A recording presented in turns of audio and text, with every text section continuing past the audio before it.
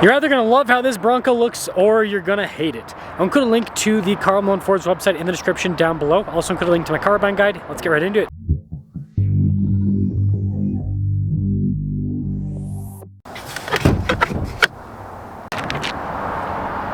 Under the hood we have a turbo 1.5 liter 4-cylinder that goes through an 8-speed. Fuel economy is 25 around town, 30 on the highway, with power outputs being 181 horsepower and then 190 pound-feet of torque. I'm trying to hit 500,000 subscribers before the end of the year. I'd really appreciate it if you'd help out with that. Now this one's finished in this cool metallic gray. And you've got the signature circular Bronco headlights, but yeah, the grill's white, the Bronco logo's red. It does come with fog lights down below, by the way. But yeah, the contrast with the white and the gray, it's interesting. Tire wheel setup is 225 by 65 by 17, and yes, the wheels are white to go with the theme. Surprised they didn't make the fender flares and the cladding here white as well. But you do get this stripe here on the side with the Bronco logo that's also white. Crossbars aren't white, but the roof is. And then here's your side profile with the Bronco where you can see that boxy design. Now with the key fob, we've got our lock and unlock function. We have the Bronco logo there on the back. If I press this button right here that says glass, guess what? It opens up the rear glass. Then there's another button that says door, and it opens up the rear door. Got 12 volt here in the back, and we do have a nice storage shelf here in the back, as well as some lighting. This is all manual, which I think you guys already assumed that. I do like the taillights here on the Bronco, and then we do have some parking sensors here on the rear bumper. So like I said, with the exterior, you're either gonna love the looks or you're gonna think that it's kind of funky. Let's pop inside. Remember that red we saw earlier? Got some stitching with that. And then look at these seats, very retro inspired. Good legroom back here. We've got some little holders here on the back of the seat, and then we have vents as well as a little USB port down below.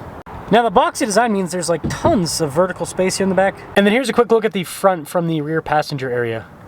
Looks like we got a little keypad up front. More of that red stitching on the kind of like bluish gray trim. Blind spot monitoring with the mirrors, and the mirrors are power adjustable, by the way.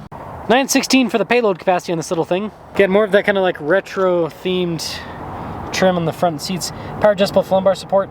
The passenger seat's manually adjustable. And then this does have the controls here for the fog lights and then also automatic headlights. Start her up. Bronco logo front and center. We've got nice soft touch trim around the steering wheel. Practical controls here on the right side with the phone controls, voice command controls, and then you got your cruise control with your lane centering and volume controls on the other side. Full digital gauge cluster here in the center, which you can use to scroll through different menus to display different information, depending on what you want to see. And it'll also display your GOAT modes. This does have a few, not a ton, but I guess you could technically do a little bit of off-roading with this. Just a regular backup camera here in reverse. Now when it comes to the infotainment system, climate controls are there at the bottom permanently. We do have heated seats, dual zone climate with this. Overall response time with the screen is pretty quick. It does have Apple CarPlay and Android Auto, so it's a good unit. We do have some physical buttons for like the volume, the auto stop, start, defroster, stability control, and then shortcut for the camera. This does come with some USB ports, wireless phone charging pad. Dial shifter for the 8-speed, got some cup holders right next to it, parking brake and auto hold. Got our GOAT mode select as well. This is nice with the trim on the center console. Nice trim on the dash there as well. So 2025 Bronco Sport, $37,495. Let's see how the Heritage performs. Let us set off in the Heritage, and there's a big Bronco Heritage. You know, obviously they keep making these Heritage editions year after year, so they must be selling, right? They must be cashing some checks if they're gonna keep doing them, I assume. I just think it's kind of funky to do it on the Bronco. So I guess there was the Bronco 2 back in the day, so I get it to an extent, but also like, I don't know.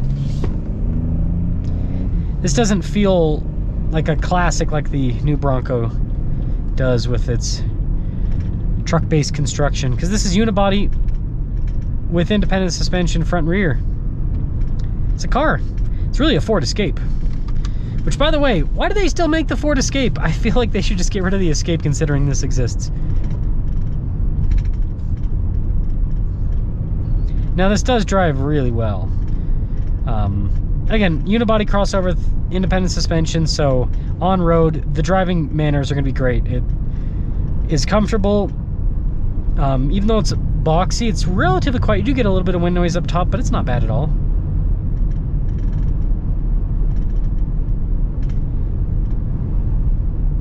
And it is a windy day today too, so that is something else to note.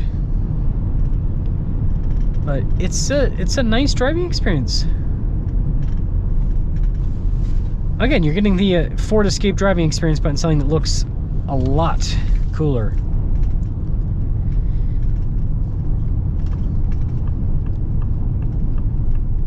The braking's pretty good too. You actually get a surprising amount of tire noise, believe it or not. Wouldn't think so, being pretty small tires, but it's there. It's noticeable. I do like these seats actually, the retro theme on them. I think that's something that they did a really good job with.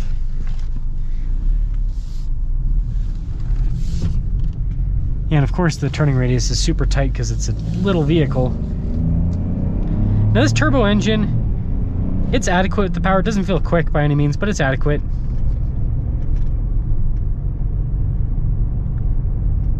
Definitely wouldn't hurt for more power, but you can get this with a 2-liter 4-cylinder too if you want more get up and go.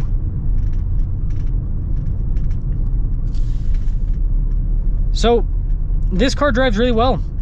My only critiques, like I said, I think the Heritage Edition on the Bronco Sport seems kind of funky. I guess the other thing is,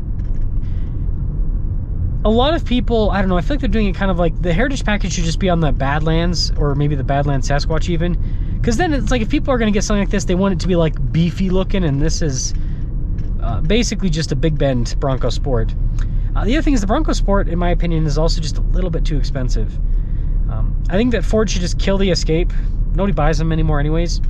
Get rid of the Escape, and then thin the Bronco Sport lineup, and just, yeah, make it a bit more affordable. Like this should be like how this is packaged, should be like, I don't know, $32,000 roughly.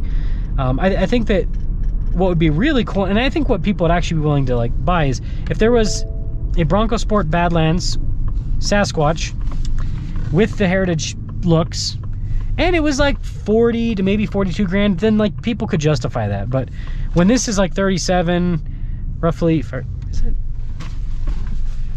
was it 37? Yeah, 37, and then like a Badlands Sasquatch is like almost 50 grand. I don't know, it's hard for people to justify that. I mean, you can get that Bronco Big Bend I just reviewed, full big Bronco, that was 49 grand.